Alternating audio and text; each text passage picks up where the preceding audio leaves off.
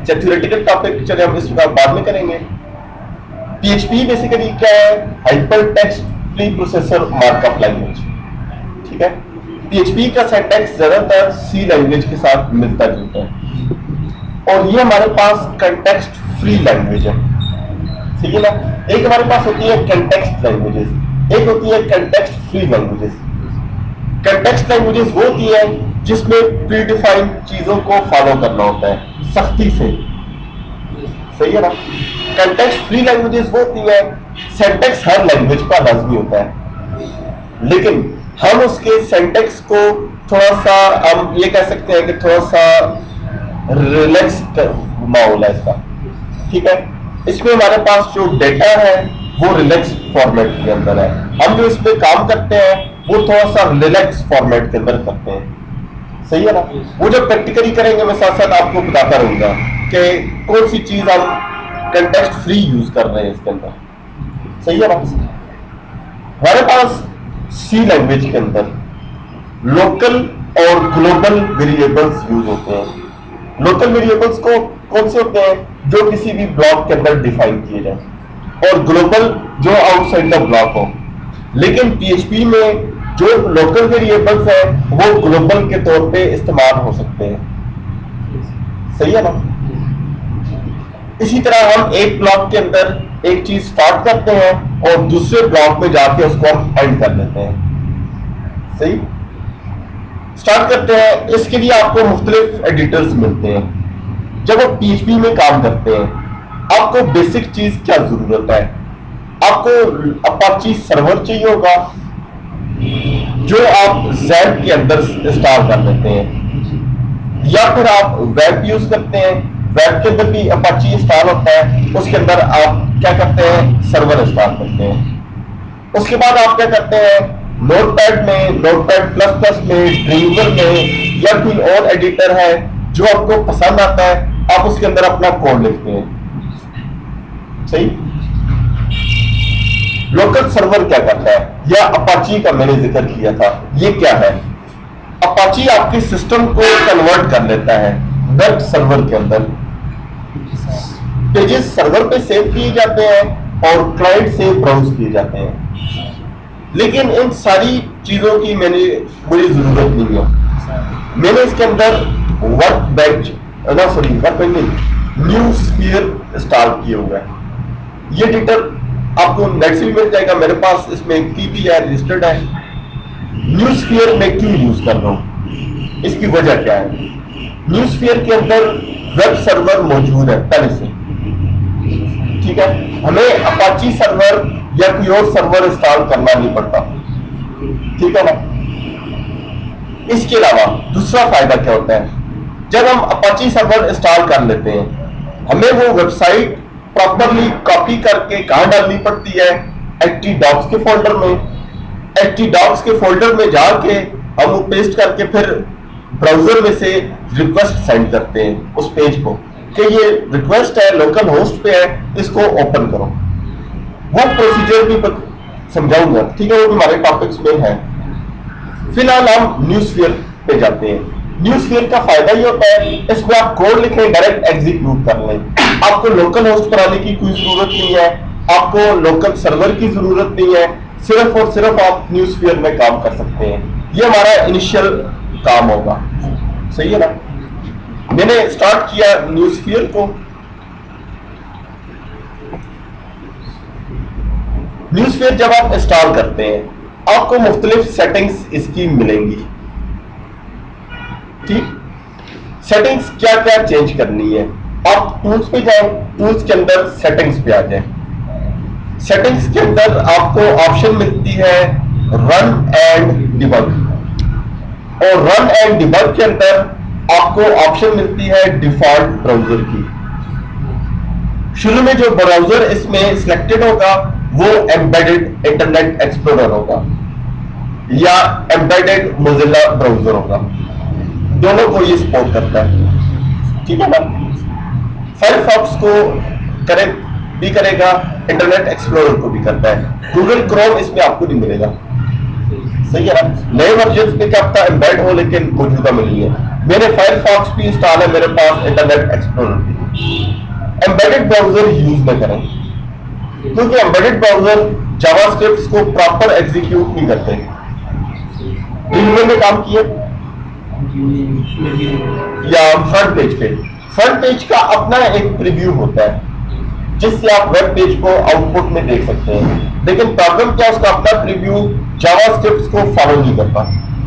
ठीक है, इसलिए आप एम्बेडेड ब्राउजर कोशिश करें ना यूज करें, बाकी कोई भी यूज कर लें। मैंने इसमें से सेलेक्ट कर लिया माइक्रोसॉफ्ट इंटरनेट एक्सप्लोरर, लेकिन ये ब्राउजर पहले इंस्टॉल कर लें, उसके बाद न्यूज़फियर इंस्टॉल कर लें। बहुत क्या प्रॉब्लम करता है, जब आप वेब पेज को एग्जीक्यूट करते हैं आपको कहता है port number already in use है, तो ये पोर्ट नंबर आप चेंज कर लें अगर जरूरत पड़ती है तो। अक्सर ये होता है कि आपने अपाची इंस्टॉल किए हुए हैं तो ये वेब सर्वर उसके साथ कॉन्फ़िगर करेगा, तो ये पोर्ट नंबर आपको चेंज करनी पड़ेगी कभी कभार। ठीक है, वैसे जरूरत नहीं है, इसको छोड़ दिया फिर आप। अब मैं स्टार्ट करता हूं अपने फर्स्ट लेक्चर से। ठीक है, यहां पर मैंने एक न्यू पेज ले लिया और पेज में से मैंने PHP फाइल सेलेक्ट कर ली और इसको ओके कर लिया। PHP का जब भी आप कोड लिखते हैं तो इसके दो तरीके हैं। पहला मेथड है less than question mark PHP, और जब PHP का कोड खत्म करना हो तो क्वेश्चन मार्क और ग्रेटर देन। इसी तरह हमारे पास दूसरा जो तरीका है वो है लेस देन क्वेश्चन मार्क और question mark greater than. PHP में जो हम कोडिंग करते हैं वो है एम्बेडेड कोड। एम्बेडेड कोड इस तरह से कि HTML और PHP हम कंबाइन करके लिखेंगे। ठीक है ना। आज का जो हमारा लेक्चर है उसके अंदर हम अपना फर्स्ट लेक्चर लेंगे वेरिएबल्स के साथ स्टार्ट करेंगे, और वेरिएबल्स में से मैं सिंपल एक टेबल बनाऊंगा। ठीक है ना। हमारे पास टेबल बनाने के लिए दो मेथड है। सबसे पहले तो मैं HTML के अंदर क्या होता है, हेड होता है, हेड के अंदर टाइटल आ जाता है, टाइटल के अंदर माय फर्स्ट लेक्चर, ये मैंने एक टाइटल दे दिया। उसके बाद मैंने बॉडी यूज की और बॉडी के अंदर फिर मैं अपना काम करूंगा। मैं क्या करूंगा, टू का टेबल प्रिंट करूंगा ऑन द स्क्रीन। ठीक है, लेकिन किस तरह से, एक तो 2 1 2 ये टेबल होगा और उसकी आउटपुट प्रिंट किसमें होगी, वो भी एक टेबल के अंदर ही प्रिंट होगी। सही है ना। एक टेबल के अंदर मैं उसको डिस्प्ले करूंगा। सबसे पहले मैंने लिया टेबल और टेबल के अंदर अलाइन सेंटर रख लिया, विड्थ मैंने रख ली 500, ये 500 पिक्सल्स है। बॉर्डर साइज 5 रख लिया, सेल पैडिंग 5 रख ली और सेल स्पेसिंग भी 5 रख ली, और बीजी कलर इसका रेड होगा, और बॉर्डर कलर या बॉर्डर का कलर CSS में लगता है, इसकी मैं इधर अप्लाई नहीं करता। मैंने क्या किया, टेबल, इसको मैं सेव करता हूं डेस्कटॉप पे।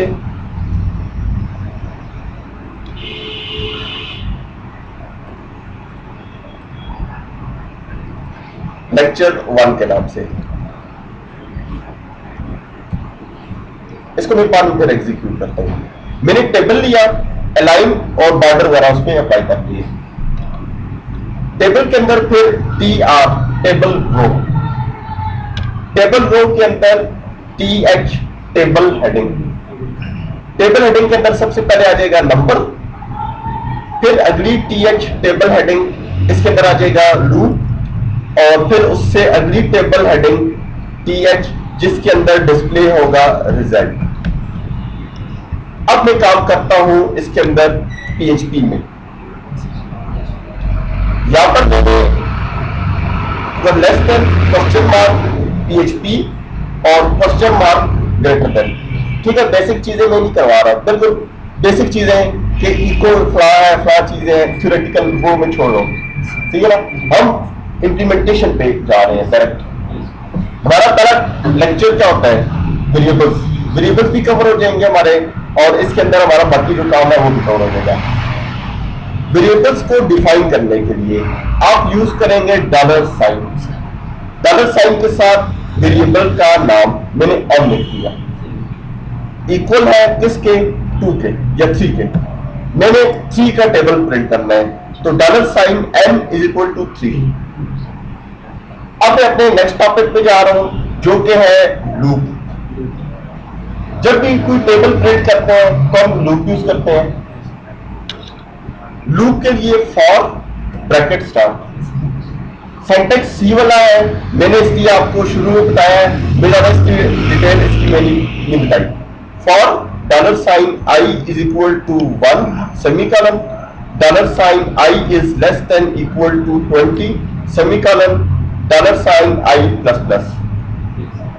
जब भी आप किसी वेरिएबल को इनिशियलाइज करोगे डॉलर के साथ, कोई वैल्यू असाइन करोगे डॉलर के साथ, इसी तरह अगर आप कोई आउटपुट भी देना चाहते हो तो डॉलर यूज होता है, कोई कैलकुलेशंस करना चाहते हो तो डॉलर यूज होता है। सही, ये पॉइंट समझ गए। ये बल्कि लूप को छोड़ता हूं, भी मैं फिलहाल एक और काम करता हूं, क्योंकि ये टॉपिक थोड़ा सा लेंथी हो जाएगा, बेसिक आइडिया आपको फिर आपसे हट जाएगा। यहां पर मैंने PHP डिफाइन किया। PHP के अंदर dollar sign roll equal to 1 variable है रोल, इसकी डेटा टाइप क्या है, इंटीजर, ठीक है। फिर उसके बाद dollar sign name is equal to mother,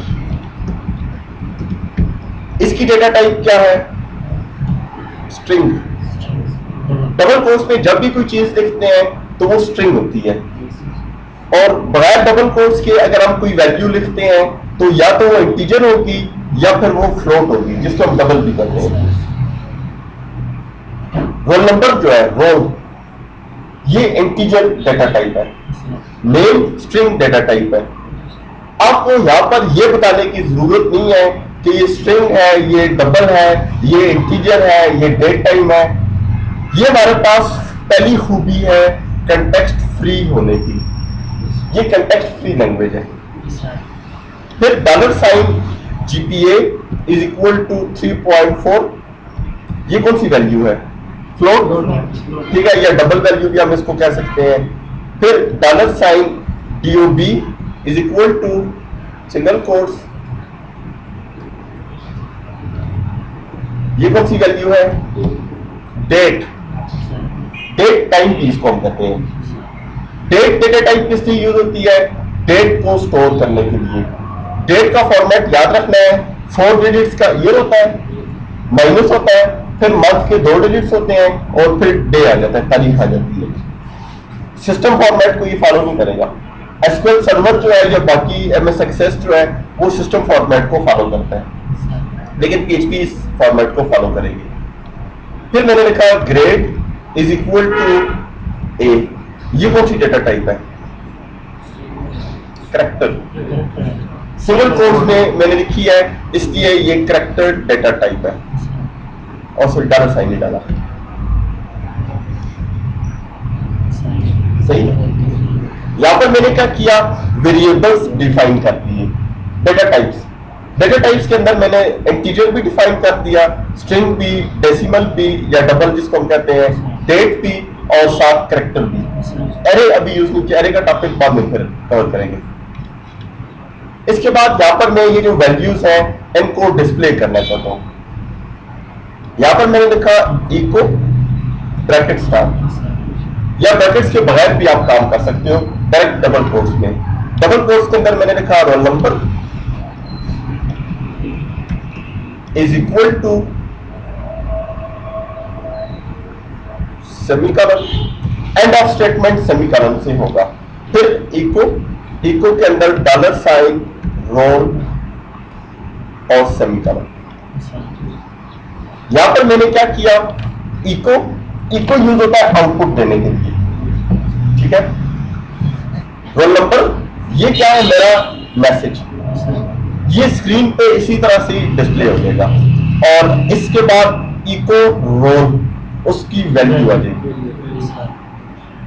इसको मैं एग्जीक्यूट कर लेता हूं, कंट्रोल F9 से या रन पे क्लिक कर लें, इससे ये आपका जो डिफॉल्ट ब्राउजर था जो आपने सेलेक्ट किया हुआ है उसके अंदर ये इसको आउटपुट में डिस्प्ले कर देगा। Roll number is equal to 1। इसके बाद मैं क्या करता हूं, इधर इको के अंदर name is equal to semicolon echo bracket dollar sign name, फिर echo bracket double quotes GPA is equal to semicolon echo bracket dollar sign GPA, फिर इको ब्रैकेट डबल कोट्स, उसके बाद आ जाएगा date of birth is equal to, और यहां पर echo bracket dollar sign DOB variable का नाम, फर्स्ट जो है वो मैसेज है, सेकंड वेरिएबल का नाम है। फिर उसके बाद डॉलर साइन सॉरी करके पहले echo bracket double quotes grade is equal to और echo bracket dollar sign grade. यहां पर मैंने वैल्यूज जितनी भी है वो सारी सारी प्रिंट कर ली। सही, अब आप को मैं कहता हूं इसमें नेक्स्ट लाइन डालनी है। अब प्रॉब्लम यह है कि नेक्स्ट लाइन कैसे डालेंगे, इसके लिए हमारे पास BR का टैग यूज होता है। नेक्स्ट लाइन कैसे आती है, ब्रेक के साथ BR का टैग यूज होता है। अब ये जो टैग है इसको लिखने के हमारे पास दो तरीके हैं। पहला तरीका क्या था, रोल नंबर आ गया, रोल नंबर के बाद आप PHP को क्लोज कर दो, फिर BR ब्रेक का टैग लगाओ और फिर PHP का टैग लगाओ। समझाता हूं, मैंने क्या किया, ये चीज इको से डिस्प्ले की, उसके बाद रोल नंबर डिस्प्ले किया, फिर मैंने PHP का ब्लॉक क्लोज कर दिया, फिर मैंने HTML में जाके BR लगाया, फिर मैंने PHP को स्टार्ट कर दिया। उसके बाद फिर क्या किया, यहां पर अगेन ब्लॉक को क्लोज किया, फिर BR ब्रेक का टैग लगाया और फिर मैंने क्या किया, इधर PHP का टैग लगा दिया। अब ये क्या करेगा, नेक्स्ट लाइन आपको प्रिंट करके देगा। सही, आपने करना क्या है, जिस जगह आपने HTML टैग लगाना है वहां HTML का टैग यूज करो, जिस जगह आपने PHP का लगाना है PHP क्लोज करो। सही, लेकिन अब प्रॉब्लम क्या है, बार बार PHP को क्लोज करना पड़ता है। ठीक है, टैग ओपन टैग क्लोज, कभी PHP ओपन तो कभी PHP क्लोज।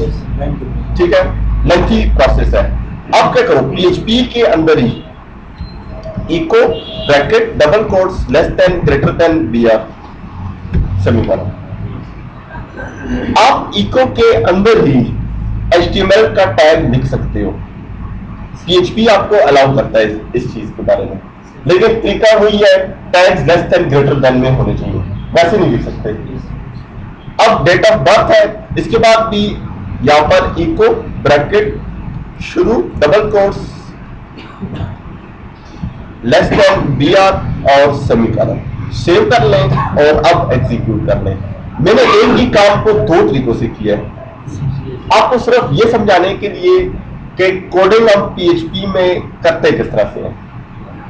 ठीक है, PHP के अंदर एक तरीका तो यह है कि PHP का ब्लॉक बार बार बंद किया जाए, जिस जगह PHP की जरूरत है उधर PHP लगाया जाए, जिस जगह HTML की जरूरत है उधर HTML का कोड लगाया जाए, या फिर आप PHP का जो कोड है उसके अंदर ही HTML के कोड को एम्बेड कर दो। कौन सा तरीका आसान है, सेकंड तरीका आसान है ना, लेकिन एक छोटा सा मसला बताता हूं। जब आप नॉर्मल किसी PHP के ब्लॉक के बाहर लेस देन डालते हैं, ये आपको कोड्स की सजेशंस देता है, नजर आ रही है ना। लेकिन जब आप इको के अंदर BR लिखते हैं तो आपको कोड की सजेशंस नहीं मिलेगी। ठीक है, ये लाजमी आपने याद रखना है कि स्पेलिंग आपको मोस्टली पता हो। देखिए जो भी कॉमन चीजें हैं, जितनी भी कॉमन टैग्स हैं, उनकी स्पेलिंग्स आपको याद हो। ये चले अगर याद नहीं है तो क्या करें, सबसे पहले आप टैग लिखें इधर H1, फिर इसको कॉपी कर लो, कॉपी करके इको में लिख दो, फिर सही है ना? ये पॉइंट समझ गए? कोई मुश्किल तो नहीं है ना? अच्छा, दोबारा आपको समझाता हूं कि किस तरह से मैंने काम किया है। ये HTML वगैरह ऑप्शनल है, ये भी ना भी लगाओ। ये लगाने से ये फायदा होता है कि आपका पूरा पेज प्रॉपर बनता है। अगर आप ये नहीं भी लगाते तो फिर भी आपका कोड चलेगा। ये भी खत्म कर दो, ये भी खत्म कर दो, इसका मतलब आप किधर हो? बॉडी में हो। आप बॉडी डिफाइन ना भी करो, फिर भी आपका काम बॉडी के अंदर ही होगा। लेकिन जब आप प्रॉपर वेबसाइट या वेब पेज बनाओगे तो ऊपर HTML, टाइटल, हर चीज प्रॉपर लगानी होगी, वो लाजमी होती है। ठीक है ना? सीखने के लिए जरूरी नहीं है, लेकिन आपको फिर लगानी पड़ेगी डिजाइनिंग के दौरान। जब आप वेब पेज एग्जीक्यूट कर लेते हो एक दफा, उसके बाद आप ब्राउजर को बंद ना भी करो, आप सोर्स कोड में चेंजेस करते रहो, ब्राउजर खुद ब खुद उस चेंजेस को क्या करेगा? डिस्प्ले करेगा, लेकिन रिफ्रेश करने के साथ। सही है ना? फिलहाल तो हमने जनरल एक स्ट्रक्चर सा देखा है, वेरिएबल्स के बारे में और इको के कोड को। आप जो चीज डिस्प्ले करना चाहते हो इको की मदद से करोगे। सही है ना? अब एक छोटा सा इसमें काम करना है। ये जो चीजें ना, roll number, name, father name, ये जो चीजें डिस्प्ले हो रही है, ये आपने बुलेट्स में डिस्प्ले करनी है। बुलेट लगी हो रोल नंबर 1, अगली बुलेट हो name is equal to mother, अगली bullet GPA is equal to 3.4, bullets लगानी है। वही करना है वैसे। बुलेट्स में साइन पता है? ये भी नहीं पता। OL यूज होता है ना, सो UL अनऑर्डर लिस्ट। ठीक है, OL ऑर्डर लिस्ट होती है। चलिए ट्राई कीजिएगा, नहीं तो करवाऊंगा। सही, मतलब 2-3 जो हमारे शुरू के लेक्चर होंगे